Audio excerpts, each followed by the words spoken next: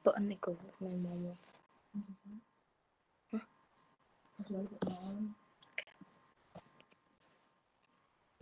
Oke, selamat malam semuanya. Perkenalkan saya Deneka Wulandari dan teman-teman saya. Nama saya Aurelia Sidar Ramadhani. Perkenalkan, saya Febiana Prabha Lawrence. Oke, pada malam kali ini saya bersama dua teman saya akan membahas tentang politik dan strategisnya nasional. Yang pertama ada pengertian politik. Kata politik ini berasal dari Yunani polis.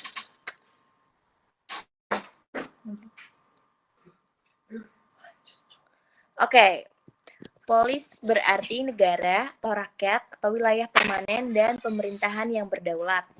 Nah, dalam bahasa Indonesia, politik, keadaan yang dikehendaki disertai cara dan alat untuk mencapai politik atau kepentingan umum. Selanjutnya, yaitu strategi akan dibacakan oleh teman saya. Oke, baik. Terima kasih, Diana. Selanjutnya ada strategi.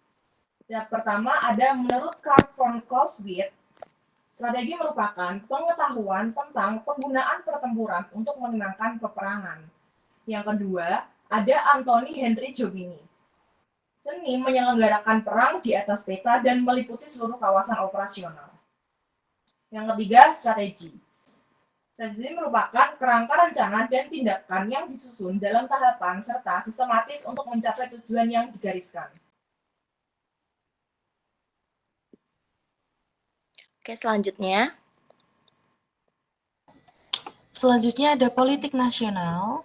Politik nasional adalah asas, haluan usaha dan kebijaksanaan negara, pembinaan, yaitu perencanaan, pengembangan, pemeliharaan, dan pengendalian, serta penggunaan potensi nasional untuk mencapai tujuan nasional.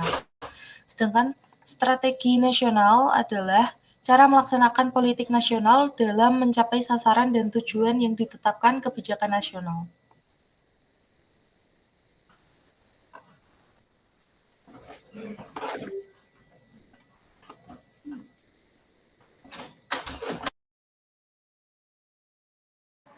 Oke, lanjut. Feby untuk membacakan penyusunan politik dan strategi nasional. Oke, baik. Untuk penyusunan politik dan strategi nasional terdiri dari suprastruktur dan juga infrastruktur politik.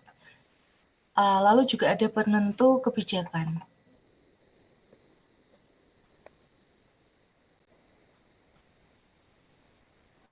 Selanjutnya Oke, ada yang terakhir yaitu ada politik strategi nasional Indonesia. Yang pertama ada politik nasional Indonesia, yang kedua ada implementasi Poltranas dalam bidang-bidang, dan yang ketiga ada bidang-bidang implementasi Poltranas.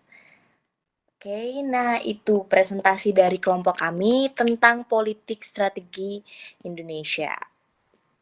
Oke, teman-teman, seperti yang kalian tahu nih, apa sih yang lagi booming sekarang? Apalagi happening gitu di awal tahun 2024?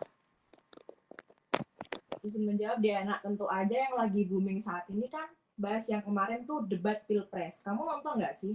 Wah, kalau aku nonton, jelas aku nonton. Kalau kamu gimana, Feby? Ya sih, debat Pilpres pertama dan kedua tuh seru banget, dan juga kita tuh bisa kayak tahu pemikiran dari calon presiden, dan calon wakil presiden.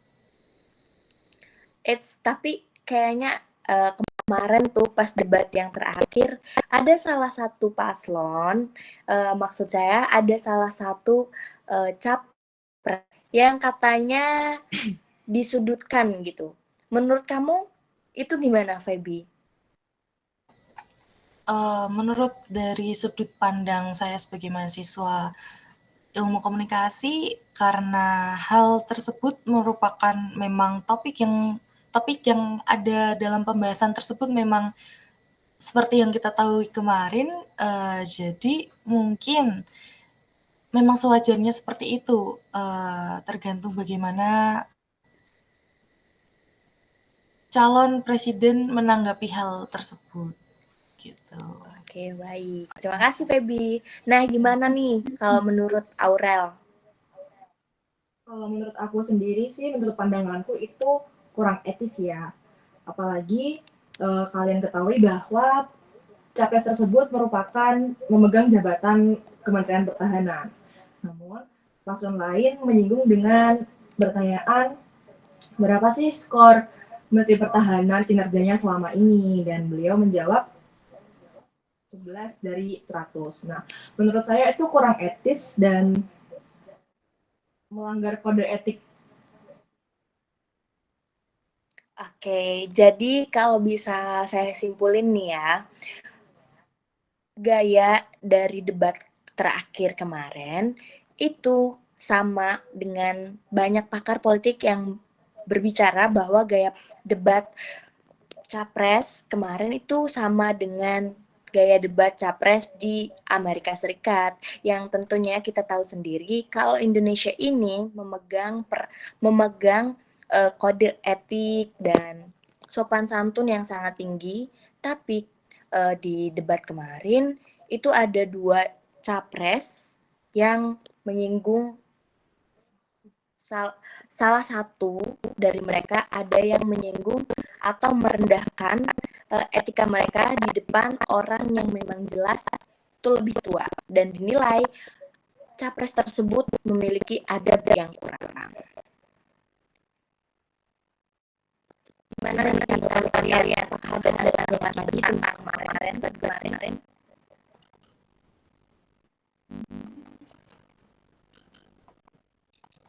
Baik, Diana mengenai hal itu, jika dipikirkan kembali memang betul di Indonesia adanya nilai sosial dan kode etik memang harus diperhatikan. Berarti menurut Diana kemarin memang tidak etis ya, Dek? Betul menurut saya kemarin tuh kurang etis, karena tidak seharusnya seorang capres yang katanya jenius itu merendahkan capres lainnya dengan terus-terusan untuk menskak mereka di depan publik gitu loh. Tapi dia kan kita tentu banyak sudut pandang nih, tapi ada sebagian orang yang berpendapat bahwa ya itu sah-sah saja dilakukan pada saat debat. Kalau memang si paslon yang disinggung itu tidak bisa menjawab, ya berarti paslon tersebut kurang kompeten. Gimana menurut kamu, Diana? Untuk masalah kompeten apa tidaknya sebenarnya itu tergantung dengan pertanyaannya. Tapi pertanyaan kemarin yang ditanyakan oleh capres ke salah satu capres lainnya itu adalah suatu hal yang sangat krusial dan sangat penting, karena menurut presiden kita juga, Bapak Insinyur Jokowi, itu masalah pertahanan itu sebagian besar memang rahasia negara, dan memang ada yang untuk di-share ke umum, tapi sebagian besar dari pertanyaan capres kemarin itu menyudutkan capres lain untuk membeberkan rahasia negara itu. Jadi menurut saya kemarin kurang etis saja. Itu sama saja dengan membuka rahasia negara, seperti itu. Oke, baik.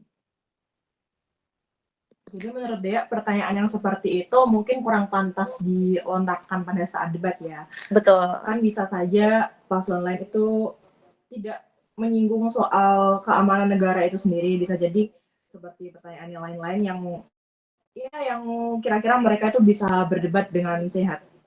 Iya, betul banget. Kalau menurut saya pertanyaan kemarin etis-etis saja sebenarnya ditanyakan apabila ditanyakan secara pribadi, tetapi ini di muka umum. Jadi ini tidak etis ya ditanyakan, apalagi menyangkut dengan rahasia negara, dokumen negara. Nah, buat kalian nih, kira-kira siapa sih jagoan kalian? Dimulai dari Aurel nih. Siapa nih jagoan Aurel? Wah, aku sih menganut asas pemilu luber jurdil ya. Jadi mohon maaf rahasia. Oke, luber jurdil tuh apa sih, Aurel?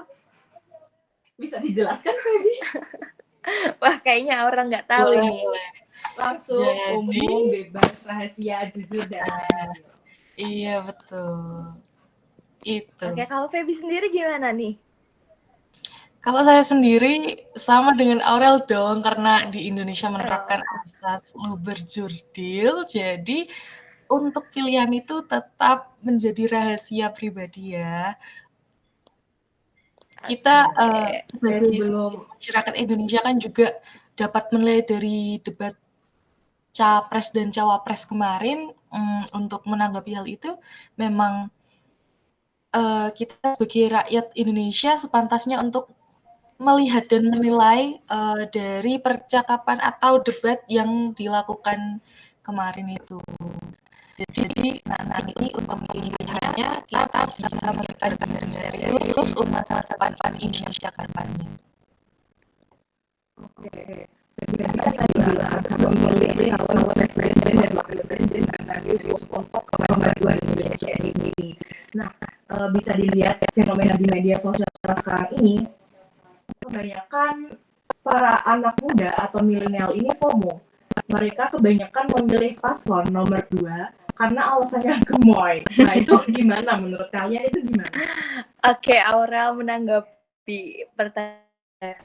Sebenarnya mungkin iya, memang dari mereka tuh ada yang FOMO. Tapi dilihat dari paslon nomor urut 2 ini yang sudah ketiga kalinya menyalonkan diri sebagai capres, pasti generasi muda tuh mikir, wah memang dia sepenuh hati mencintai negeri ini gitu, apa, mencintai Indonesia. Berarti orang ini tulus. Jadi kayak generasi milenial atau generasi Gen Z ini mikir kalau paslon nomor urut 2 itu tulus. Begitu, Aurel.